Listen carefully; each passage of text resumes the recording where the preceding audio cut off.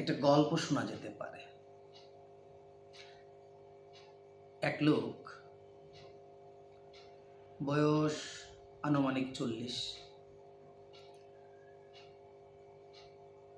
এই 40 বছর বয়স পর্যন্ত সে পুণ্যের কোনো কাজ করেনি, পাপের কাজ ছাড়া।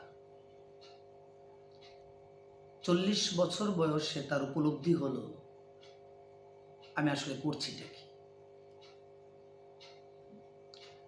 তখন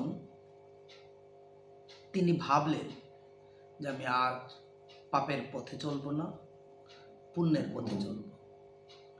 এজন্য তিনি একজন গুরু বা মুর্শিদ বা পীর, যেভাবেই বলি না কেন, খুঁজতে শুরু করলেন।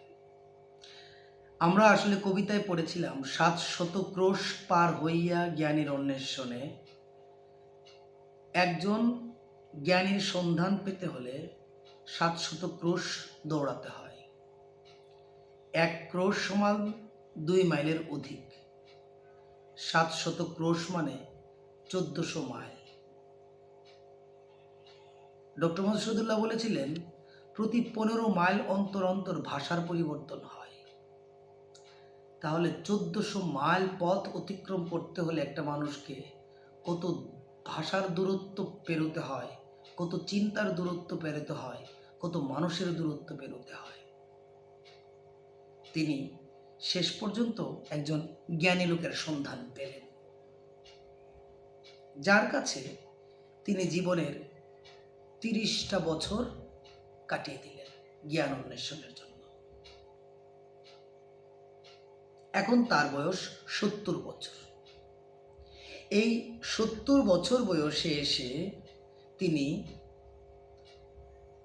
যে কথাগুলি বলছেন তার গুরুর সাথে, তার গুরু দেখলেন এই কথাগুলির ওজন, ভার এত বেশি যে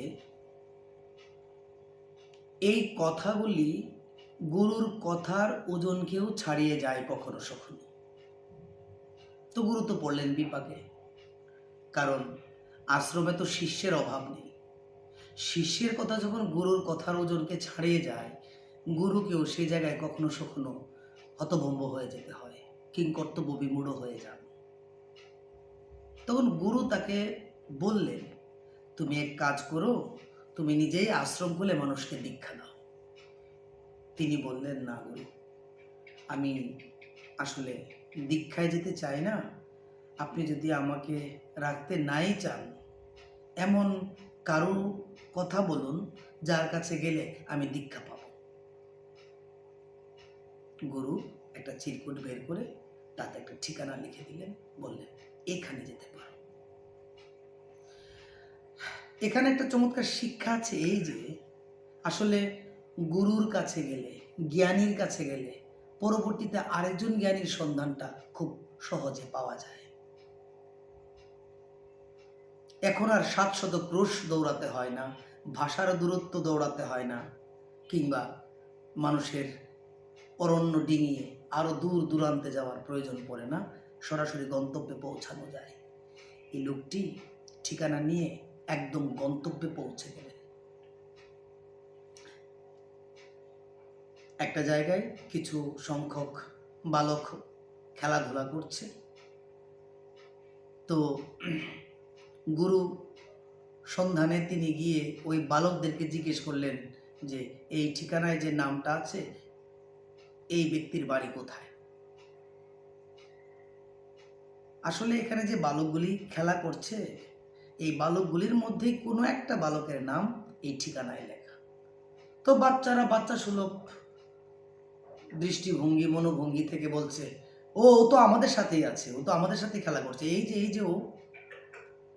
ওরা তখন খেলা করছিল মূলত মাটির চারা ভাঙা নিয়ে। সাত চারা আমরা বলতে পারি আমাদের আঞ্চলিক ভাষায়, সাত চারা। 7টা চারা থাকে মাটির চারা ভাঙা, এটাকে তুলতে হয় উপরে, তারপর দূর থেকে একটা ঢিল দিতে হয়, আবার এর মধ্যে দৌড়ে এসে এটাকে তুলে দিতে হয়, আবার ছুঁতে পারলে মারা যায়, আবার নতুন করে খেলা শুরু হয়। এইরকম একটা খেলার নাম সাত চারা খেলা। সাত চারা খেলাটা খেলছে। তো যার কাছে পাঠিয়েছেন গুরু, নবীন গুরুর কাছে, সেই নবীন গুরুর হাতে সাত চারার চারাটা, একটা চারা, সেটা ঢিলটা মারবে।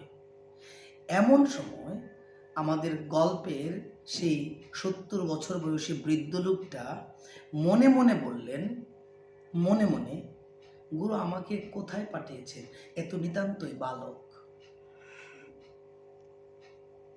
তখন সেই বালক গুরু সাত চারার মধ্যে চারাটা না মেরে ঘুরে ওই বৃদ্ধ জ্ঞানান্বেষণের দিকে ছুঁড়ে মারলেন।